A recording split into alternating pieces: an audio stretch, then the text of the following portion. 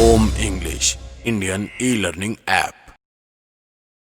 नमस्कार दोस्तों, आपका स्वागत है Om English the Indian e learning app में। My name is Rajeev, your spoken English teacher. दोस्तों, हमने पिछली क्लास में कुछ बीमारियों के नाम पर डिस्कस किया था।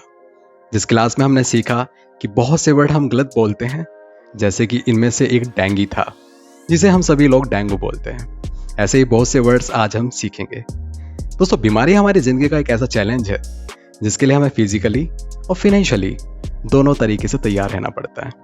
आइए शुरुआत करते हैं आज की क्लास की। दोस्तों, ये जो सबसे पहला वर्ड है, इसे ज़्यादातर लोग गलत ही बोलते हैं। शायद आप भी गलत बोलते होंगे। दोस्तों, इस वर्ड को हम इंग्लिश में कहते हैं एज़मा, और ज़्यादातर लोग इसे अस्थमा बोलते हैं। इस वर्ड को हम क्या बोलेंगे? एज़मा, और हिंदी में दमा। इंग्लिश में एज़मा और हिंदी में इस बीमारी को हम दमा कहते हैं।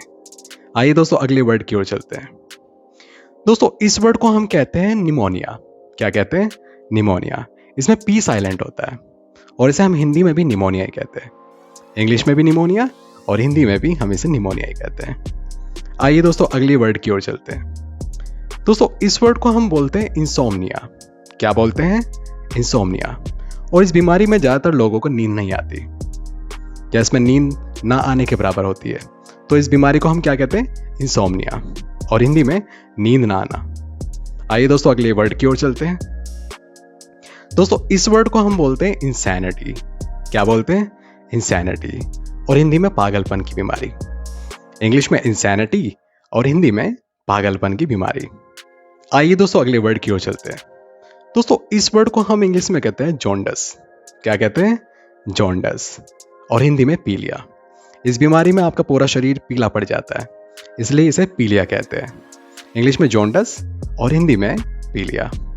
आइए दोस्तों, अगले वर्ड की ओर चलते हैं। दोस्तों, इस वर्ड को हम कहते हैं प्लेग। क्या कहते हैं? प्लेग, और इसे हम हिंदी में भी प्लेग ही कहते हैं। इंग्लिश में भी प्लेग और हिंदी में भी प्लेग ही कहते हैं। Let's move to next word. दोस्तों, इस वर्ड को हम बोलते हैं पिंपल। क्या बोलते हैं? पिंपल, और इसे हिंदी में फुंसी कहते हैं। इंग्लिश में पिंपल और हिंदी में फुंसी। आइए दोस्तों, अगले वर्ड की ओर चलते हैं। दोस्तों, इस वर्ड को हम बोलते हैं स्नोर। क्या बोलते हैं? स्नोर, और इस बीमारी में लोगों को खराटे आते हैं।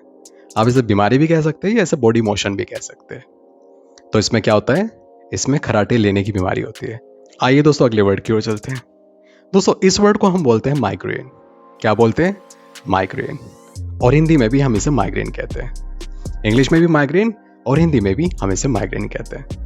दोस्तों, आइए आज की क्लास को हम यहीं समाप्त करते हैं।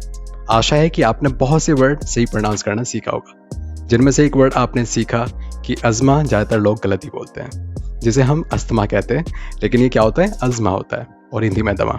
तो दोस्तों, thank you so much for watching our video and have a nice day. Bye bye.